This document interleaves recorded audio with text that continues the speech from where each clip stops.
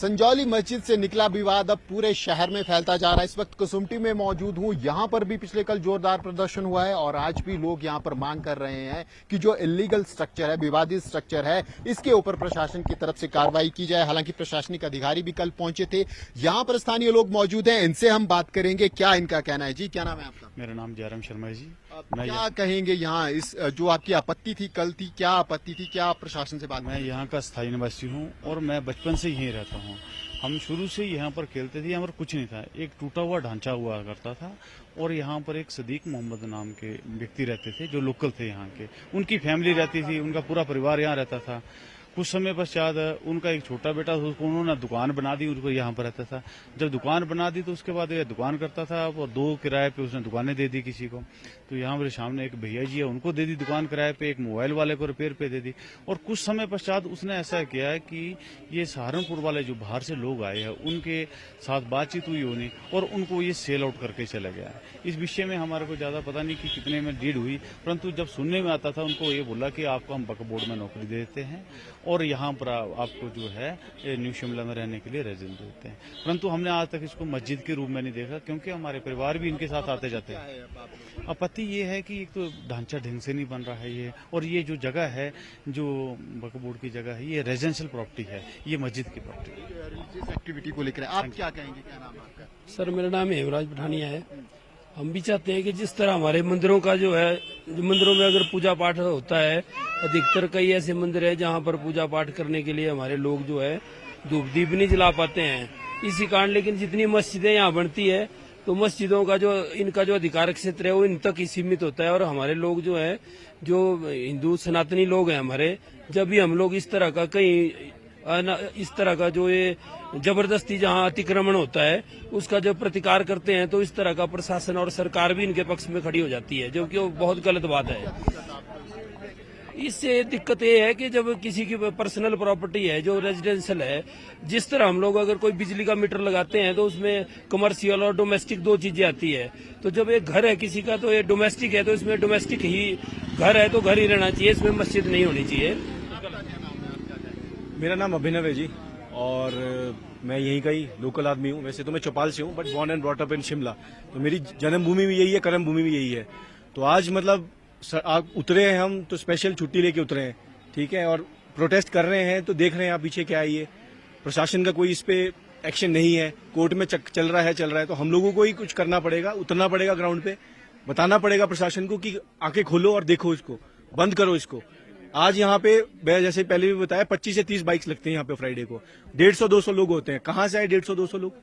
चलो आ गए, कोई दिक्कत नहीं है, बट वो क्या एक्टिविटीज करते हैं आपको पता है? कितने पढ़े लिखे होते हो? जिसकी एजुकेशन जितनी होगी वो उस हिसाब से काम करेगा ना। कितने पढ़े लिखे होते हैं आपको पता है? मदरसा छाप, ज्यादातर मदरसे में पढ़े होते हैं। क्या एजुकेशन है उनकी? क्या करते हैं वो? क्राइम रेट यही करते, क्राइम्स करते हैं, लड़कियां छेड़ते हैं। और आपने देखा ही अभी लेटेस्ट इंसिडेंट, 14 टांके लगे, यही करते हैं वो। और क्या करते हैं?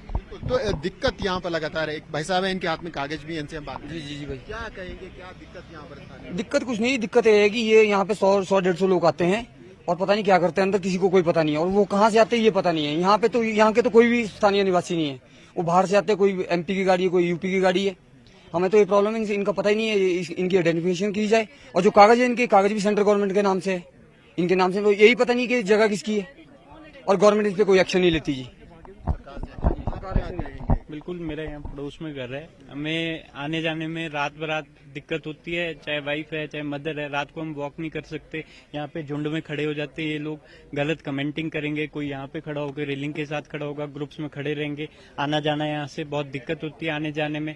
तो सरकार से यही मांग है कि ऐसी अवैध मस्जिदों को और ऐसे अवैध लोगों पे जो कि मतलब पता नहीं कहाँ से आ रहे हैं, इन पे प्रॉपर चेक किया जाए। और शिमला, ये बात कुसुम्पटी की नहीं, पूरे शिमला की बात है, जहाँ पे इन लोगों ने अवैध ये इसी तरीके से इकट्ठे होकर हर एक क्षेत्र में ये ऐसी मस्जिदें बनाते हैं और वहाँ पे लोगों को तंग करते हैं।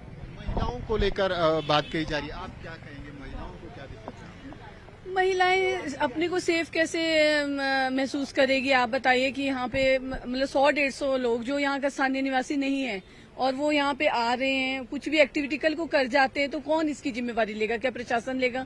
और बात रही पुलिस प्रशासन की, वो भी कब तक यहाँ पे रहेंगे और निगरानी रखेंगे?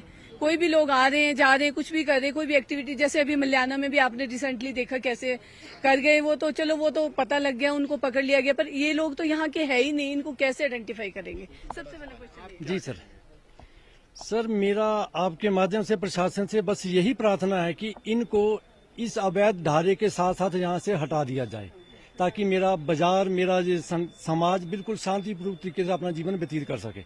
मुझे बस इतना ही कहना है जी। बड़ी साफ बात कही है। एक और महिला हमारे साथ मौजूद है, आप क्या कहेंगे? मैं रचना शर्मा, मैं इस कसुम्पटी वार्ड से पार्षद हूँ।